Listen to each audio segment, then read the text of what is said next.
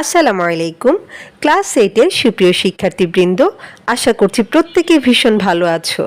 Learning with a প্রিয়ার আজকের ক্লাসে তোমাদের সবাইকে স্বাগত জানাচ্ছি।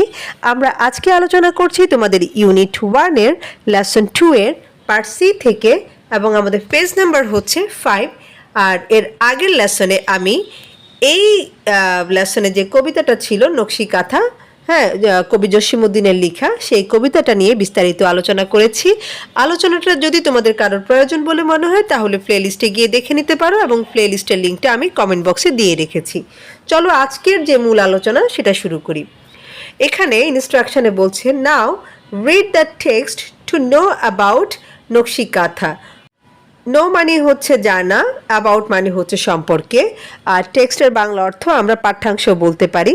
অর্থাৎ নকশি কাঁথা সম্পর্কে জানতে পাঠ্যাংশটুকু পড়ো। তো প্রথমে বলছে, নকশি কাঁথা is a kind of embroidered quilt.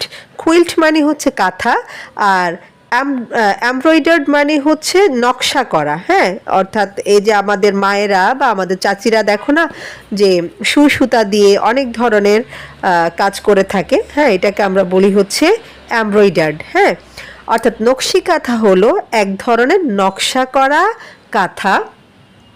The name was taken from the Bangla word naksha. অর্থাৎ এই যে শব্দটা, এই শব্দটা বাংলা শব্দ নকশা থেকে নেওয়া হয়েছে। Which means artistic pattern.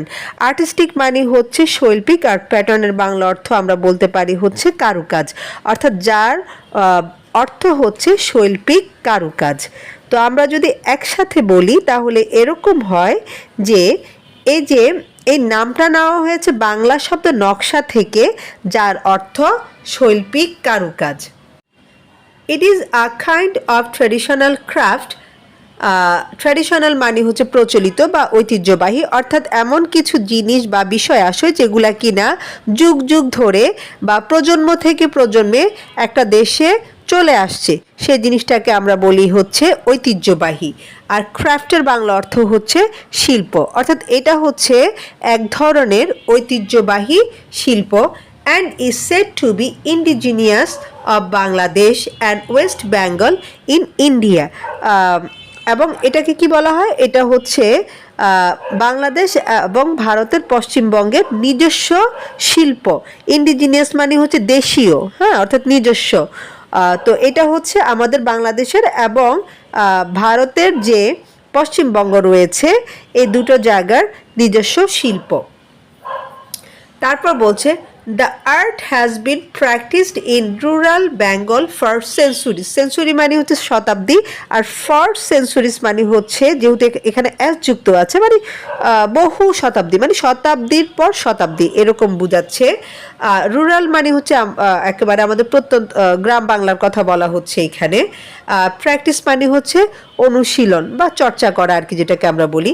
অর্থাৎ এই যে আর্টটা বা এই যে শিল্পটা, এটা হচ্ছে আমাদের গ্রাম বাংলায় শতাব্দীর পর শতাব্দী ধরে চর্চা করা হচ্ছে বা এটা চলে আসছে আর কি, এরকম। অর্থাৎ আমাদের মায়েরা বানাচ্ছেন, তাদের মায়েরা বানিয়েছেন, ইভেন তাদের মায়েরা বানিয়েছে, এরকম আর কি। The name Nokshi Katha became popular after the poet Josimuddin's poem Nokshi Kathar Mat was published in 1929. Popular মানে হচ্ছে জনপ্রিয়, আফটার মানে হচ্ছে পরে। অর্থাৎ এই যে নকশি কাঁথা, এই কথাটা জনপ্রিয়তা লাভ করে কবি জসিমউদ্দিনের নকশি কাঁথার মাঠ প্রকাশিত হওয়ার পর। এবং এই যে কবিতাটা, এটা প্রকাশিত হয়েছে 1929 সালে। তো সবটা যদি একসাথে বলি তাহলে এরকম হতে পারে যে 1929 সালে কবি জসিমউদ্দিনের নকশি কাঁথার মাঠ কবিতাটা প্রকাশিত হওয়ার পর নকশি কাঁথা নামটা জনপ্রিয়তা লাভ করে বা জনপ্রিয় হয়ে ওঠে। তারপর বলছে, ট্র্যাডিশনাল কাঁথাস are made for family use. অর্থাৎ এই যে কাঁথাগুলা, ঐতিহ্যবাহী কাঁথাগুলা, এগুলো হচ্ছে পরিবারের ব্যবহারের জন্য তৈরি করা হয়। ওল্ড আর নিউ ক্লথ, অর্থাৎ পুরাতন বা নতুন কাপড়।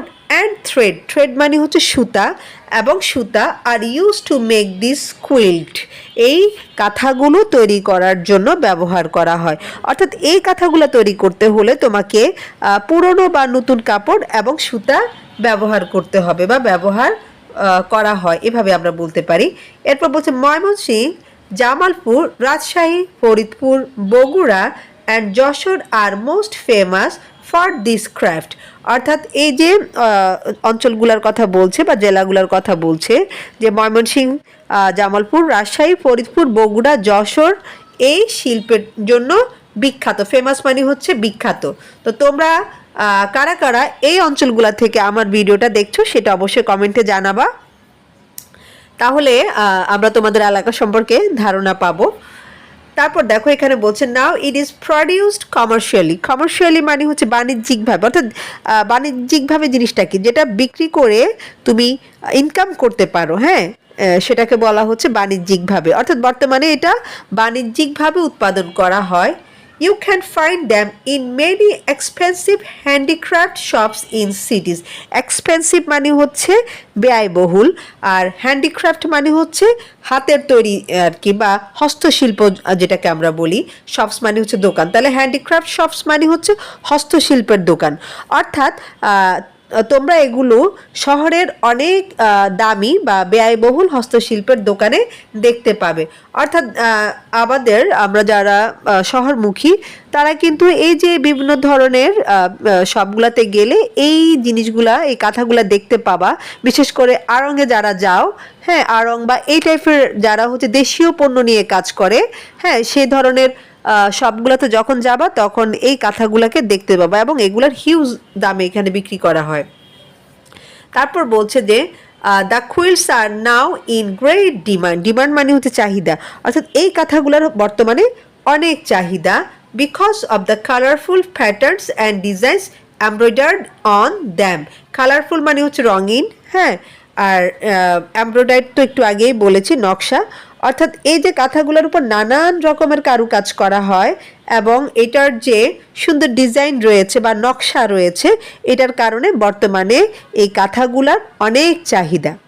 তো এই হচ্ছে আমাদের নকশি কাঁথা সম্পর্কে একটা ছোট্ট প্যাসেজ। এখানে আমি একটু বলে নিই, এখানে এই যে বিভিন্ন অঞ্চলগুলোর নাম বলা হচ্ছে, হ্যাঁ, এইগুলার নকশি কাঁথা তৈরির জন্য বিখ্যাত, হ্যাঁ। তবে সব জায়গায় নকশি কাঁথার ডিজাইন কিন্তু একই রকম না। আমরা একটু মানে আমাদের টেক্সটের বাইরে আমি তোমাদেরকে কয়েকটা ইনফরমেশন দিচ্ছি, একটু শুনো। ধরো আমরা সবাই নকশি কাঁথা বলতে আমরা একটু বিভিন্ন ধরনের আঁকাআঁকি করে, হ্যাঁ, সুই সুতা দিয়ে কাজ করা ওই কাঁথাগুলোকে বোঝাই, কিন্তু আমাদের অঞ্চল ভেদে বা হচ্ছে জেলা ভিত্তিক এটার একটু ডিফারেন্স রয়েছে, হ্যাঁ। যেমন হচ্ছে যশোর, ফরিদপুর, খুলনা এইসব অঞ্চলের কাঁথাটা একটু পাতলা হয়, হ্যাঁ, এবং এই অঞ্চলের কাঁথাগুলাতে মানুষ এবং পশু পাখির নকশাটা বেশি করা হয়। আবার রাজশাহীর যে নকশি কাঁথা সেটার একটা আলাদা নাম রয়েছে, এটার নাম হচ্ছে লহরী। অর্থাৎ রাজশাহীর যে নকশি কাঁথা রয়েছে সেই কাঁথাগুলাতে হচ্ছে ঢেউয়ের নকশা করা হয়ে থাকে, হ্যাঁ। এরপরে আবার হচ্ছে অন্য আরেকটা কাঁথাতে হচ্ছে লতা পাতা, ফুল, হ্যাঁ, এইসবের ডিজাইন করা হয়ে থাকে। এই কাঁথাটার আবার আরেকটা নাম রয়েছে, সেটা হচ্ছে সম্ভবত সুজনী কাঁথা বলা হয়।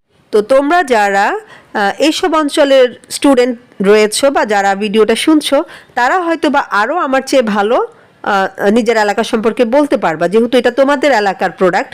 তো তোমরা যদি কমেন্ট বক্সে জিনিসগুলো নিয়ে একটু লেখালেখি করো বা একটু বলো, তাহলে তোমার যে সহপাঠী সেও কিন্তু তোমার থেকে একটা ইনফরমেশন জানতে পারলো। কেমন? তাতে কি হবে, আমরা আমাদের যে জ্ঞানটা সেটা একজন আরেকজনের সাথে শেয়ার করতে পারবো, হ্যাঁ, বা একজন আরেকজন থেকে একটা বাড়তি ইনফরমেশন পাবো। তো আর তোমাদের কার কার অঞ্চল কিসের জন্য বিখ্যাত সেটাও একটু আমাদেরকে জানিয়ে দিও, কেমন? তো আজকের ভিডিওটা আমি এখানে শেষ করছি। ইনশাল্লাহ পরবর্তীতে আমি পার্ট ডি থেকে তোমাদের জন্য আলোচনা করব। সে পর্যন্ত সবাই ভালো থাকো, সুস্থ থাকো, আর লার্নিং উইথ এ প্রিয়ার সাথেই থাকো। আল্লাহ হাফেজ।